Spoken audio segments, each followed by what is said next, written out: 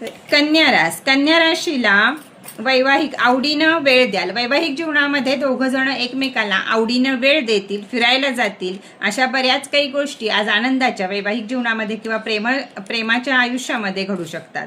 विद्यार्थी वर्गांना स्पर्धा परीक्षेमध्ये प्रगतीचे इशारे आज मिळत आहेत.